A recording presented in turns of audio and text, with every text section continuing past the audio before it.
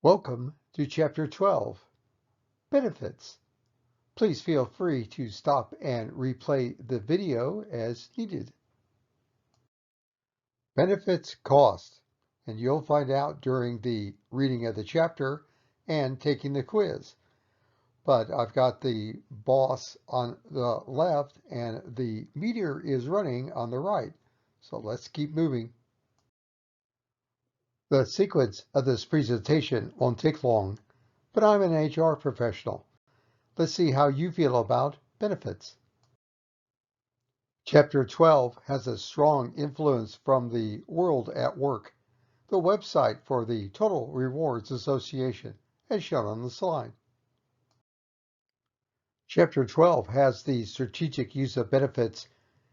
They can be broken into two parts. The first part, required by law, set that aside, and then we've got those benefits that you decide to stack on to the employees.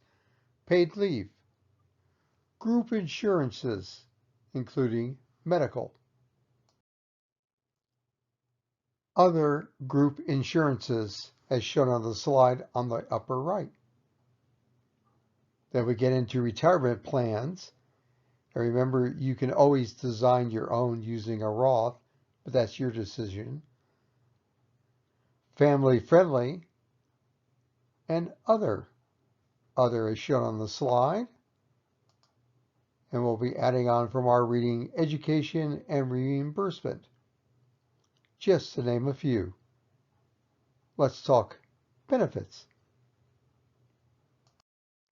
Benefits are part of a total rewards depending upon many factors as shown on the slide and that you'll be showing me inside your briefings.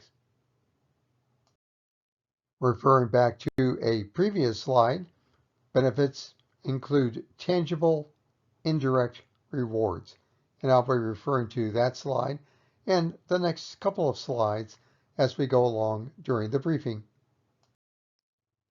Benefits provide a competitive advantage for recruiting and retention, organizational performance, legal requirements, and reinforcing the philosophy.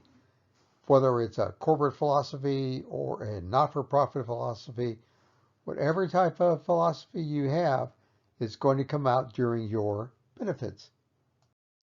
Let's face it, harkening back to Chapter 7, we're harping on competitive advantage, but we are going to influence employees' decisions about who to work for, who to stay with or leave, or when to retire. Again, there are two types of benefits, those required by law and those given to the employee workforce, but they are constantly up for review at all levels of the government. You've got many decisions to make, and you'll make them when you get to do your practical exercises and in real life. Some are based on generational differences. Think about it for just a moment. What's important to you right now? That's one of the decisions you'll make in human resources on benefits. One trend on benefits administration is self-service, and there's an entire section in the book for reading. Please feel free.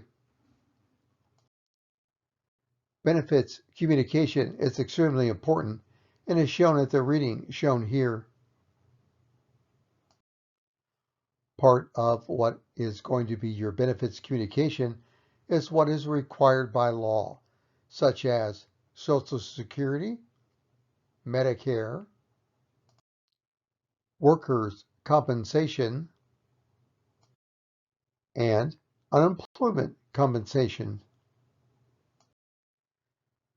Figure 12-6 is a little dated, but on the left is the old way of doing business with an employer-funded pension being provided as a benefit.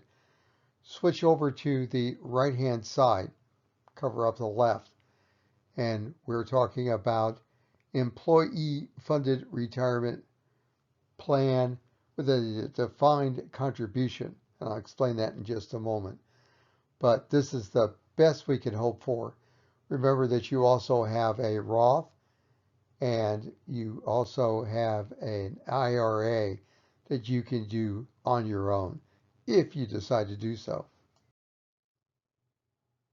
There is a section for you to read on retirement plans for vesting and portability as shown on the slide. Just like this week's additional references, we have the old-fashioned defined benefit where we convert time into money. You put in the time, they'll give you the money. Well, that's kind of gone away. What you are left with is a defined contribution at best, where you have to grow your own money. So make the best use of your time, and that's why we have the additional resources. And you can learn about the rule of 72. But let's go again to the bottom. Define contribution. You've got to make decisions.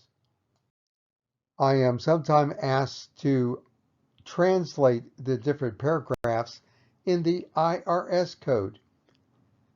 That's all they are. So you can now break them apart into different types of organizations, at different types of contribution plans. Thought you'd like to know. I jumped gears again. This time I'm into a medical plan.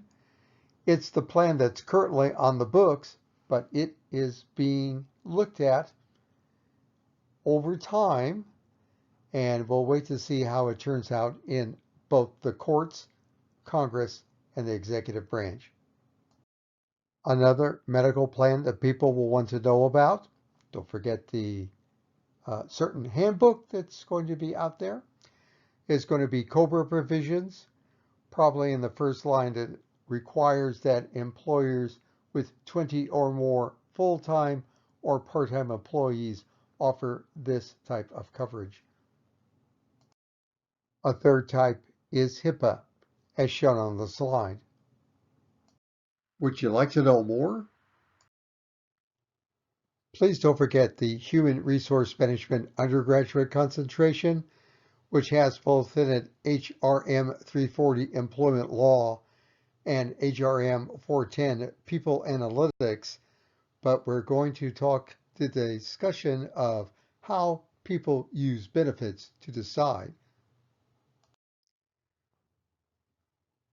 Please visit powerpay.org from the Utah State University at the website shown on your screen.